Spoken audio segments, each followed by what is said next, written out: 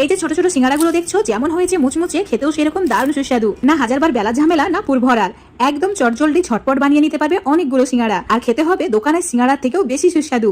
তো এই মুচমুচে দারুণ সুস্বাদু সিঙ্গারা বানানোর জন্য, মানে মিনি সিঙ্গারা বানানোর জন্য লাগবে আলু। তো 3টি মিডিয়াম সাইজের আলুর খোসাটা আমি ছাড়িয়ে নিয়েছি।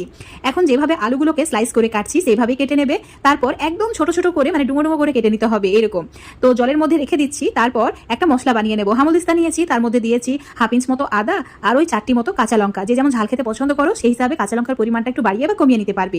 আর লঙ্কার পরিমাণটা একটু বেশি দিলে বেশি ভালো লাগে, ছোট বাচ্চাদের জন্য যদি বানাও তাহলে কম দিতে পারো। তো এখন চুলোর উপর কড়াইয়ে তেল গরম করে নিয়েছি। এখানে 2 চামচ মতো রিফাইন তেল দিয়েছি, তাতে অ্যাড করেছি 5 ফোড়ন, 1/2 চামচ, সামান্য পরিমাণে হিং আর যে বেটে রাখা মশলাটা। এখন চুলোর ফ্লেম একদম কমিয়ে দিয়ে আদার কাঁচা গন্ধ চলে যাওয়া পর্যন্ত ভেজে নিয়েছি। এবার এর মধ্যে জিরের গুঁড়ো 1/2 চামচ, 1/2 চামচ ধনের গুঁড়ো, স্বাদ মতো নুন, হলুদের গুঁড়ো 1/2 চামচ একটু বেশি।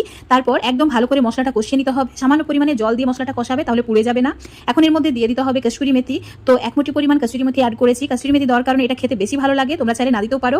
চিলি ফ্লেক্স অ্যাড করেছি ওই 1 চামচ মতো। তারপর ভালো করে মশলাটা কষিয়ে নিয়ে কেটে ধুয়ে রাখা, মানে জল ঝরিয়ে রেখেছিলাম, সেই আলুটা অ্যাড করে দিয়েছি। ভালো করে মশলার সঙ্গে 1 মিনিট মতো কষিয়ে নেওয়ার পর ঢাকা দিয়ে লো ফ্লেমে 5-6 মিনিট মতো রান্না করে নেব।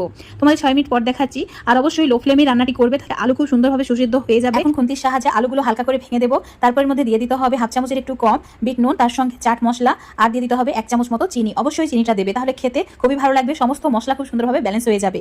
ভালো করে মিশিয়ে নিলেই দারুণ সুস্বাদু পুরটা আমাদের রেডি হয়ে গেছে।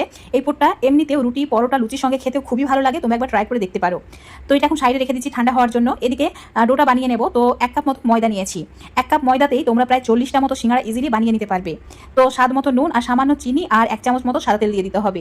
আর দিয়ে দিতে হবে সামান্য পরিমাণে কালো জিরে। অবশ্যই কালো জিরেটা দেবে, তাহলে খুব সুন্দর সুগন্ধ বের হবে। আর এখানে 1 কাপ আটার জন্য 1 চামচের বেশি তেল দেবে না, তাহলে ভাজার সময় অতিরিক্ত তেল টেনে নেবে আর সেই সিঙ্গারা খেতে ভালো লাগবে না। সমস্ত কিছু ভালো করে মিশিয়ে নেওয়ার পর অল্প অল্প করে জল দিয়ে ঠিক এরকম একটা ডো বানিয়ে নিতে হবে। এই ডোটা রুটির ডোয়ের থেকে একটু শক্ত করে মাখতে হবে।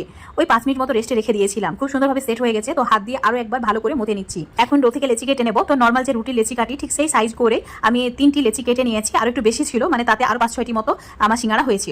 তো এখন একদম লেচিটা আটা দিয়ে রুটির মতো করে বেলে নিয়েছি। আর একটু মোটা রেখেছি, খুব বেশি পাতলাও করিনি। একটা ছুরির সাহায্যে ঠিক আমি যেভাবে কেটে নিচ্ছি হুবহু সেভাবে কেটে নেবে, তাহলে এই সিঙ্গারাগুলো বানাতে খুবই সহজ হবে। আর একদম ঝটপট অল্প সময়ে বানানো যায় অনেকগুলো সিঙ্গারা। তোমরা চাইলে এখানে পিজা কাটার ব্যবহার করে খুব ঝটপট এটা কেটে নিতে পারো।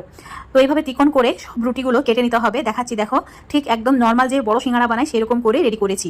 এখন প্রত্যেকটা এই যে কেটে রাখা টুকরোগুলোতে অল্প করে আলুর মিশ্রণ দিয়ে দিতে হবে। একদম বেশি পরিমাণে আলুর মিশ্রণটা দেবে না, তাহলে ভাঁজ দেওয়ার সময় খুলে যেতে পারে। এখন হাতের মধ্যে সামান্য জল নিয়ে মাঝের অংশতে এভাবে লাগিয়ে নিতে হবে। তারপর এইভাবে ফোল্ড করে নেবে।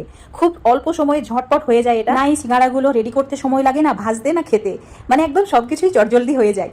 তো ঠিক এখন একটা সিঙ্গারা নিয়ে তোমাদের দেখিয়ে দিচ্ছি। দেখো, মানে দুই সাইডটা ঠিক মাঝখানটা নিয়ে এসে জয়েন করে দিতে হবে। তারপর সাইডগুলো এভাবে চিপে চিপে বন্ধ